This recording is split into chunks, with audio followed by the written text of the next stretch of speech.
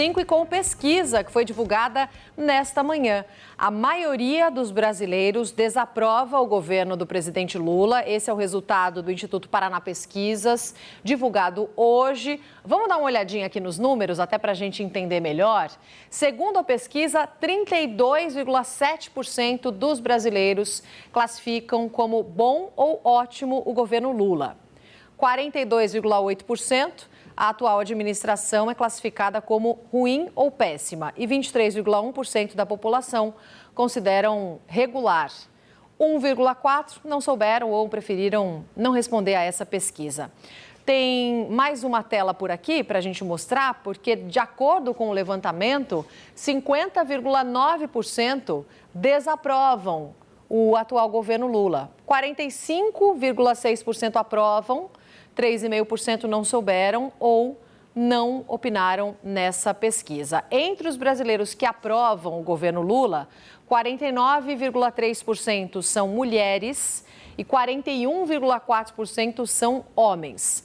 Por outro lado, sentido oposto, entre os que desaprovam a atual administração, 54,8% são do sexo masculino, contra 47,4% do sexo feminino. Ainda sobre a avaliação do governo Lula, entre os brasileiros que aprovam, 51,1% são católicos. E entre os que reprovam, 63,1% são evangélicos. Levantamento que ouviu 2.038 eleitores em 163 municípios, distribuídos pelos 26 estados e Distrito Federal, com margem de erro de 2,2 pontos percentuais para mais ou para menos. Sidney Rezende, lá do Rio de Janeiro, de volta comigo para a gente repercutir essa pesquisa, Sidney, que traz um cenário de estabilidade para o governo Lula em relação à aprovação, pelo menos em relação às últimas pesquisas que a gente acompanhou. É isso, Sidney? Esse é o ponto, ela é mais do mesmo, de certa forma. Mexeu um pouquinho, mas está dentro da margem de erro. 2 pontos para cima, 2 pontos para baixo. Eu chamo a sua atenção, e para quem está nos assistindo, o ano 2025 está terminando, né? O novo ano está aí, está batendo na porta. A partir de 1º de janeiro do ano que vem, nós já viveremos um outro momento em relação a pesquisas de opinião, sabe, Roberta? As pesquisas terão que ser 100% registradas. Enquetes, por exemplo, serão proibidas. Então, vamos supor que você dissesse assim, olha, se eu fiz um levantamento aqui na redação e verifiquei que X% vota no candidato A, X% vota no B, isso não pode. E a multa para isso, se for noticiado, nós não faríamos isso, evidentemente, né? Mas para quem fizer, é de R$ 53.200 para começar. Ela vai até R$ 106.410. Por que eu estou dizendo isso? Acho que essa pesquisa, pode ser que saia uma outra aí, mas essa pesquisa, ela fecha um pouquinho o caixão 2025, né? O ano que vem nós começaremos dentro de uma outra realidade. É um ano que sabemos bem diferenciado, o carnaval será o mesmo de sempre, né? Onde as pessoas se desligam um bocadinho, vem a Copa do Mundo, vão se desligar bastante e depois virão ali no segundo momento, aí sim, depois da Copa do Mundo até a eleição, ali vai ser muito intenso. Deverá ser um ano de polarização, então isso é bem provável que vá acontecer novamente na pesquisa.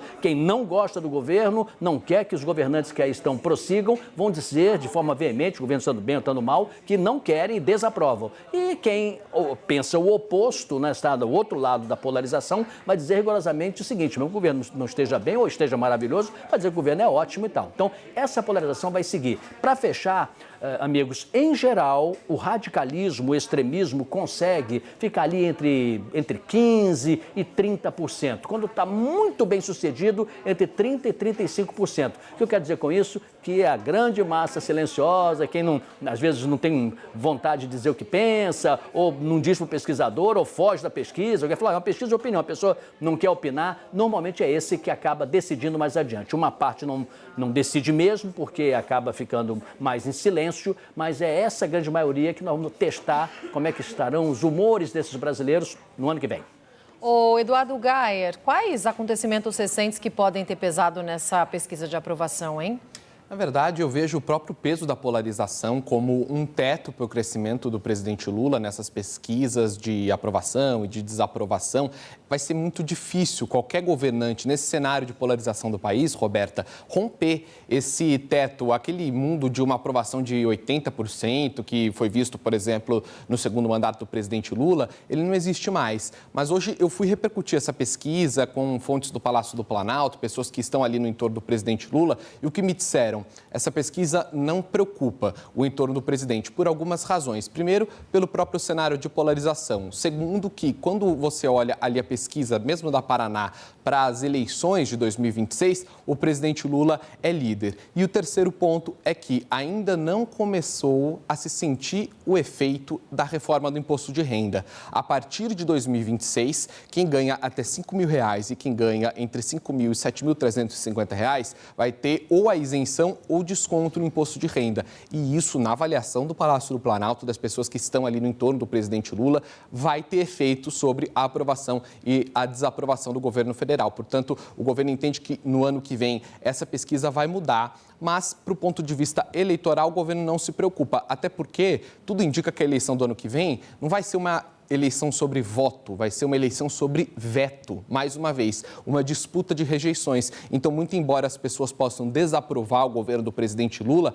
podem votar nele para evitar, por exemplo, a eleição de Flávio Bolsonaro. É uma eleição sobre veto e não sobre voto, então tem mais a ver com rejeição do que propriamente sobre aprovação e desaprovação. Roberta.